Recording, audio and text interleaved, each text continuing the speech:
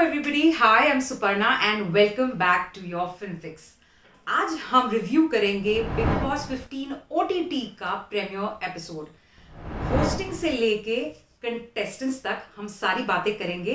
मैं आपको मेरे फर्स्ट इंप्रेशंस बताऊंगी और इंट्रोडक्शंस के हिसाब से कौन मुझे रियल या इंटरेस्टिंग या क्या लगा मुझे हर कंटेस्टेंट के बारे में मैं आपको बताऊंगी।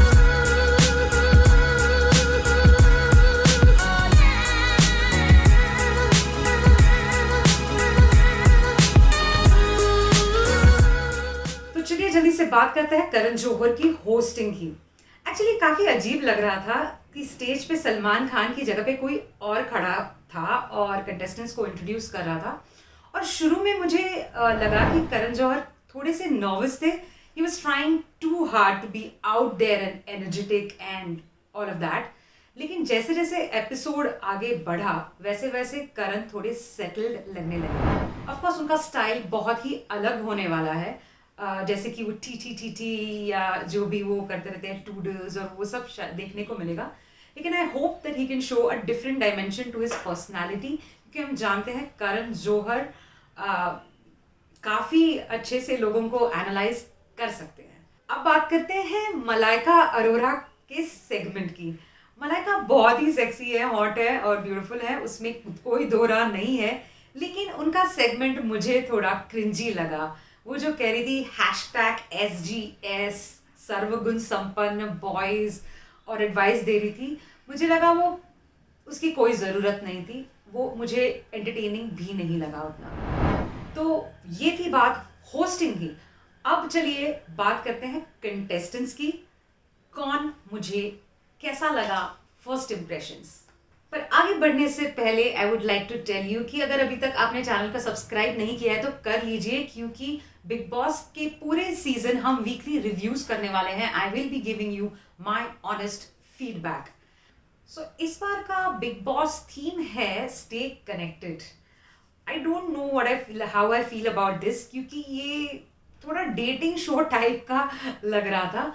और ऑल्सो लास्ट टाइम जब ये जोड़ियों का कॉन्सेप्ट किया था जो बिग बॉस 12 में था, वो काम नहीं किया था। It didn't work at all. लेकिन यहाँ पे मुझे लगता है कि चीज़ें इंटरेस्टिंग हो जाएंगी और शो को रेडी हैशटैग्स मिल जाएंगे जो कि ऑब्वियसली शो को ज़्यादा चर्चा में लाते हैं। तो आई एम श्योर चर्चा जो बहुत क्रिएट करेगा ये कॉन्सेप्ट। लेकिन कंटेंट लेवल पे ये कैसे प्ले आउट होता है, I would like to see if it works. तो पहले बात करते हैं शमिता शेट्टी और राकेश बापट, जिनकी जोड़ी बन चुकी है।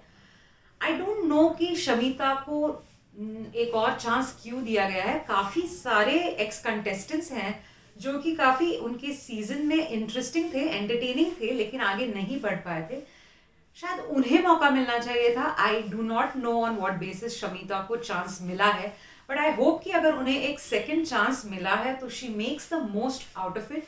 क्योंकि ऐसे थोड़ा लगा कि वो थोड़ी सी बेटर ओपनड अप थी, क्योंकि वो पहले बिग बॉस कर चुकी हैं और बहुत साल पहले कर चुकी हैं, तो ये एक एडवांटेज उनके पास है।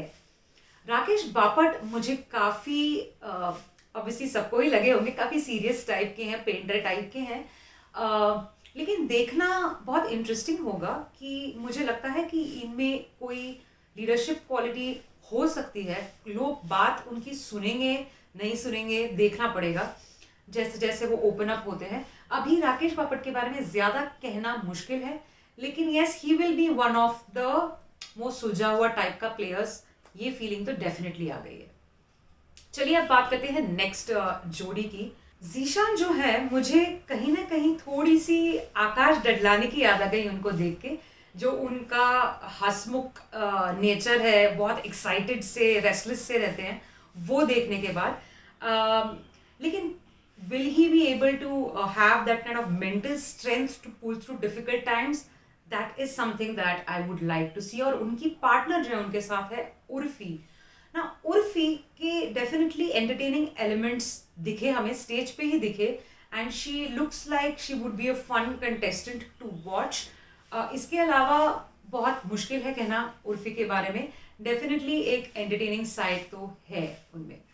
आइए बात करते हैं नेक्स्ट जोड़ी की, नेहा बसिन और मिलिंद गाबा। ये सिंगर जोड़ी लास्ट ईयर एक सिंगर ने बहुत ही धूम मचाई थी, और इस बार मुझे नेहा बसिन काफ़ी एक्साइटिंग और इंटरेस्टिंग लग रही है, क्योंकि मुझे वो काफ़ी रियल लग रही हैं। उनके जो रिस्पॉन्सेज हैं और वो जिस तरह से घर में जाते भी उनका जो बिहेवियर था, ओपन एंड रियल, तो मुझे बहुत इंटरेस्ट है उनको देखने में। मिलिंद गाबा स्टेज पे तो काफ़ी फन थे, उन्होंने जिस तरह से टास्क किया था, ऑल आउट जाके। परफॉर्मर तो वो हैं, सिंगर हैं, तो ऑब्वियसली वो क्वालिटीज़ उनमें हैं, लेकिन क्या उनमें स्ट्रेंथ होगी to hold his own, that is something आगे जाके पता चलेगा। फर्स्ट इम्प्रेशन से मुझे लगा कि ये इंटरेस्टिंग बंदा हो सकता है, इसकी और फैसेट्स दिखने के बाद शायद इंटरेस्टिंग हो, लेकिन इन दोनों में से डेफिनेटली नेहा बसिन मुझे ज़्यादा इंटरेस्टिंग लगी। मूस और निशांत की जोड़ी पे, सारी जोड़ियों में मुझे ये जोड़ी थोड़ी अंडररेटेड लग रही है। मूस डेफिनेटली एक चाइल्ड लाइक क्वालिटी है उनमें, भोली सी टाइप की लग रही है वो। लगता है शहनाज की फैन भी है। शहनाज का डायलॉग बोल रही थी स्टेज पे आफ्टर द प्रीमियर, जब लाइव नाइट चल रहा था। तो I don't know whether she has the maturity to pull through, लेकिन ये भी मुझे काफ़ी रियल लगी और काफ़ी अलग कैरेक्टर है इनका। वहाँ पे उनके जो पार्टनर है वो मुझे थोड़े से लो ऑन एनर्जी लगे, शायद थोड़े शाय है, शायद उनको टाइम लगता है लोगों के सामने अपना रियल सेल्फ दिखाने का और अपने पॉइंट ऑफ व्यूज क्लियरली बोलने का। तो ये जोड़ी मुझे थोड़ी सी बाकी जोड़ियों के हिसाब से थोड़ी इनबैलेंस लग रही है। अब बात करते हैं अक्षरा और प्रतीक की। भाई पहले मैं यहाँ प्रतीक की बात करना चाहूंगी। डेफिनेटली प्रतीक को क्या प्रॉब्लम है लाइफ में मुझे नहीं मालूम, लेकिन उन्हें स्टेज पे हर चीज से प्रॉब्लम थी। लोग जो भी बोल रहे थे उनमें वो नुक्स ढूंढ रहे थे और कुछ ना कुछ ऑफेंसिव चीजें कह रहे थे। वैसे किसी ने घर में बोला था कि ये उनका डिफेंस मैकेनिज्म हो चुका है, लेकिन जहां पे एज एन ऑडियंस में देख रही थी मुझे ऐसा लग रहा था कि वो डेस्परेटली एक इम्प्रेशन बनाना चाहते थे। ये जो उन्होंने जो भी बोला, जो भी किया, काफी डेलिब्रेट सा लग रहा था कि वो सोच के आए थे कि मैं एक एंग्री यंग मैन की भूमिका निभाऊंगा, मैं स्टैंड आउट करूंगा ऑन डे वन। और डे वन में स्टैंड आउट करने के लिए कुछ बहुत ही स्ट्रॉन्ग पॉइंट्स और ओपिनियंस रखना जरूरी है, जो कि मुझे लगता है उन्होंने किया। और अक्षरा काफी वाइब्रेंट और उनके टक्कर की लग रही है।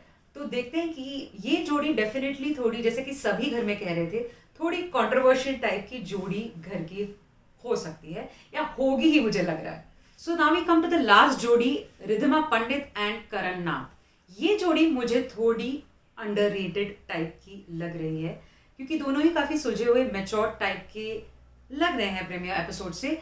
इनके लिए इस घर में उभर के आने के लिए इनको बहुत सारी मेहनत डेफिनेटली करनी पड़ेगी, क्योंकि काफी सारे कंटेस्टेंट्स ऐसे हैं जिनके काफी स्ट्रॉन्ग कैरेक्टर्स हैं, कैरेक्टरिस्टिक्स हैं। प्रीमियर एपिसोड देख के लग रहा है तो डेफिनेटली रिधिमा और करण को थोड़ी मेहनत करनी पड़ेगी इन सबके बीच में उभर के आने के लिए, ये मुझे लगता है।